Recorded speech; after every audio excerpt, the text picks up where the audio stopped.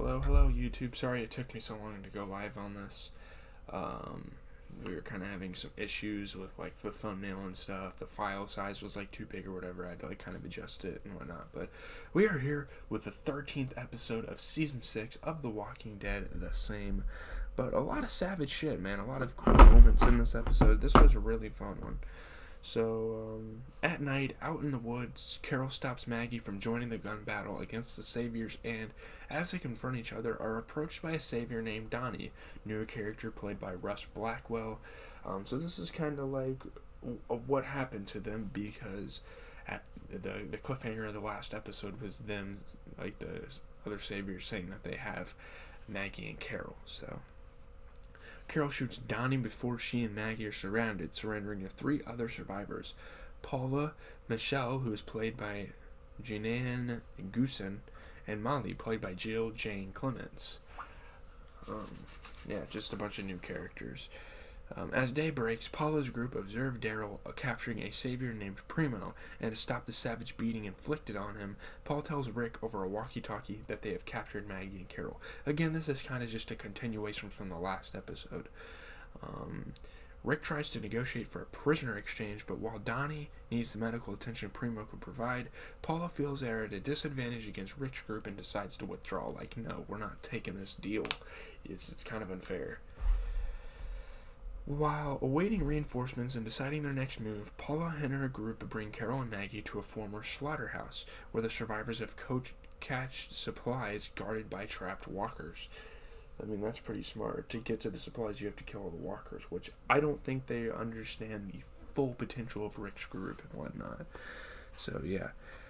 Carol puts on an act of being frightened and weak-willed while revealing that Maggie is pregnant in an effort to protect her. They're trying to, like the little puppy eyes thing to get out of this. Very smart, but they turn savage really fucking quick, and they regret it afterwards. But my goodness, this episode was super savage. I mean, some of the sequences that happened in the slaughterhouse were awesome, so yeah, there's that. Let's see. Donnie suffers excruciating nerve damage from a tourniquet and tries to physically take out his frustrations on Carol, but is pistol whipped by Paula, who tells Donnie that she doesn't blame him and casually accepts the violence, even though I think they're dating each other. I'm pretty sure she revealed in the episode, and that he's been like hitting her the entire time. So, yeah. Paula then tells Carol that she is willing to kill as many people as necessary to stay alive. Carol is horrified to see herself in Paula. She's like, people are normally like this? Like, I thought I was, like, a bad person. I thought I was fucked up, but she's like, I guess it's normal.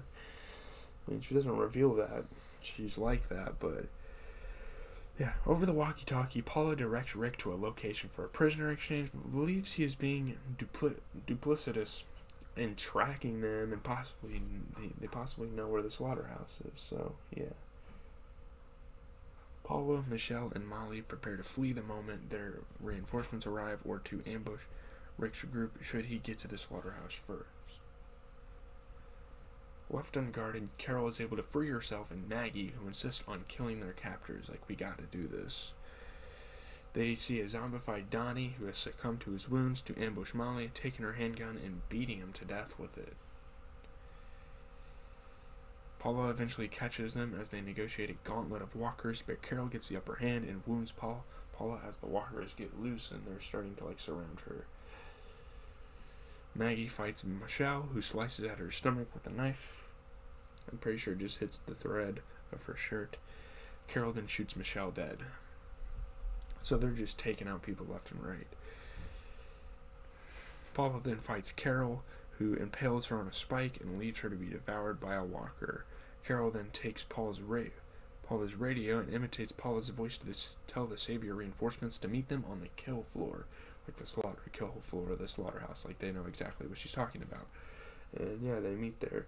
Wow, this isn't going to be a very long video. Okay, I was just kind of getting through it. I mean, it's kind of like boom, boom, boom. The sequences kind of hit you. There, Carol traps 5 saviors, burning them alive with gasoline and a lit cigarette. There was gasoline on the floor in there. Killing the walkers on their way out, including his now zombified Paula. Maggie and Carol get to the entrance just as their own group arrive. Glenn and Daryl embrace them. They're like, "Are you okay?" You know, they've been through a lot with that. Carol admits to Daryl that she is not okay, while Maggie tells Carol that Glenn that she can't anymore.